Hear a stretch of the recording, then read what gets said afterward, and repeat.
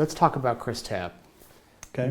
I don't think you could have written this if you tried to make it as a novel. Yeah, it's crazy the way everything rolled out. You know, Chris, we got him out of prison, and we were getting him back on track. And he, you know, I remember when I first got him out of prison, he came to my office and he said, "John, I just had a panic attack. I went into Walmart and it was just so overwhelming for me that I had to run out and go back into my car, and I was like having a panic attack." And I said, "What is that about?" And he said, "Well, you know, I have so many choices. And when you're in prison for 20 years, you don't get choices. You're told where to be, what to do." And he said, "I was walking down the aisle and I just felt like, where am I? What am I doing? Oh my gosh, what am I here for?" And he just started to panic that there's too many things going on. And eventually, over the course of the next several years, he got to be okay. He started having panic attacks when he got on the airplanes, but in the last year, he was fine. He said, "Hey, I'm okay now. I want to fly."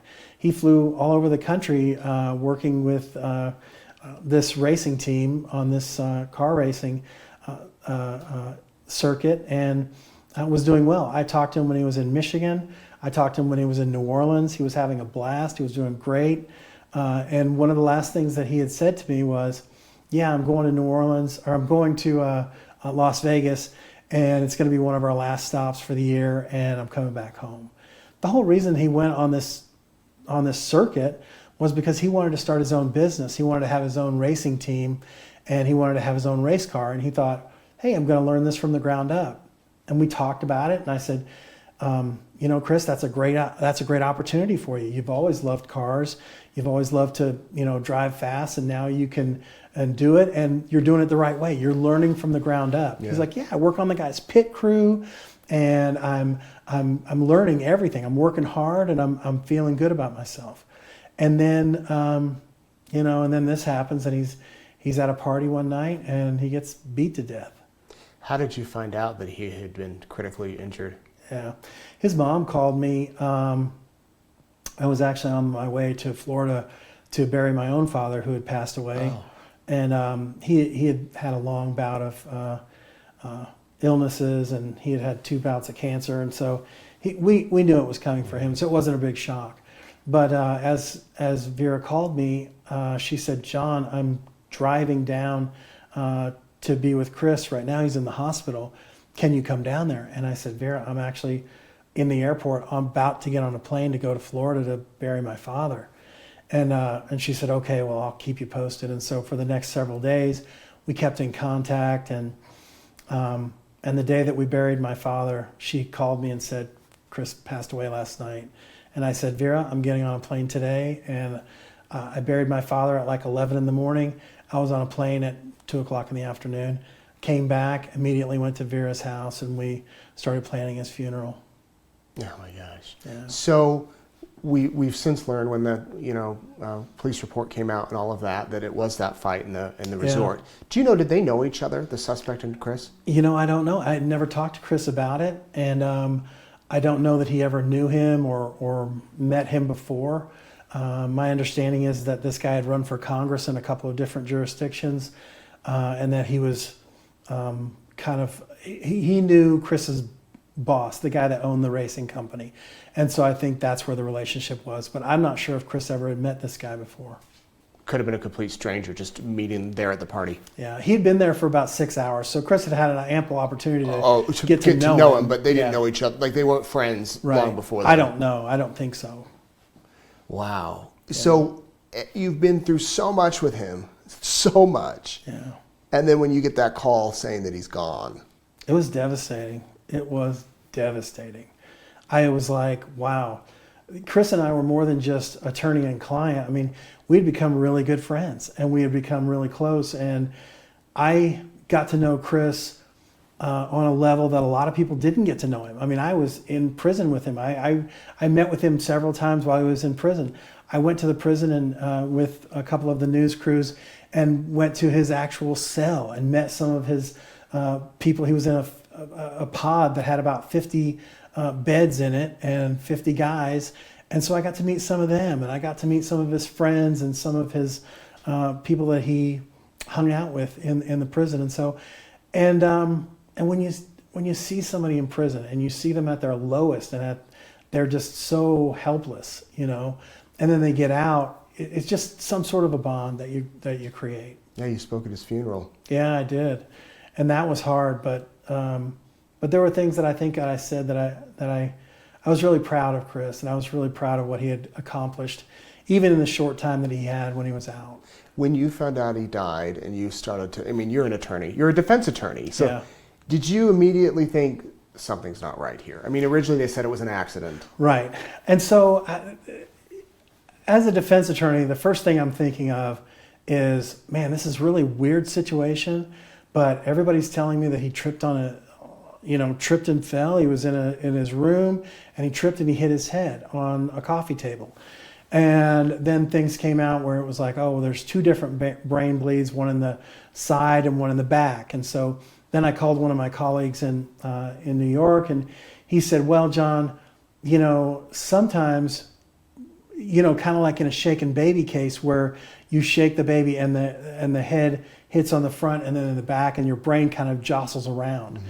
And he's like, it could have happened that way where you have two brain bleeds where he hits his head on the side and then he falls back and he hits it again. And so he said, it could have happened that way. It's a fluke accident. Nobody thinks that Chris is clumsy. He's never really done that before. Yeah. But people get struck by lightning and different, just weird, odd things happen to people. And so at first I was like, something seems fishy, but everything that I'm getting seems to point to the fact that, yeah, this was just a tragic accident.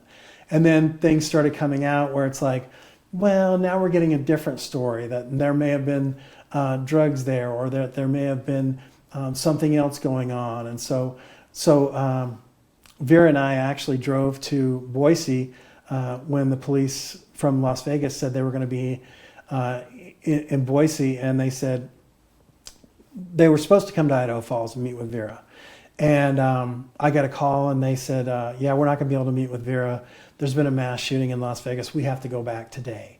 And so I said, well, when does your plane leave? And they said, well, we have to be on a plane at 6 o'clock tonight. And I said, well, it's 11 o'clock in the morning. I said, I'm going to call Vera right now and we will drive to Boise. Wow. And so we got in a car and we drove all the way to Boise. And they said, well, I guess if you're willing to meet with us between now and 6, and they did, and we met with them for about an hour. We got as much information as we could, which wasn't a lot. Mm-hmm. The police were pretty tight-lipped about what they were doing, and they were pretty skeptical of who I was. And right. They said, do you know any of these other parties? And I said, no, I'm here for Vera. Mm-hmm. We just want to know what you know, and we want to have some closure. And so we built a rapport with the Las Vegas Police Department, and over the next several weeks, we would call every week and ask for updates and get updates, and then we found out that this person, Dan Rodheimer, was going to be arrested and be served. And once we found that out, I thought, who is this guy? Had no idea. Was not on my radar at all. The information that I was getting from the police was that, yeah, it was somebody that was at a party with Chris, and I thought, okay. I started looking at the pit crew and other people and getting photos online and Instagram and whatnot and trying to find who might have been there. This guy was totally not on my radar. Right.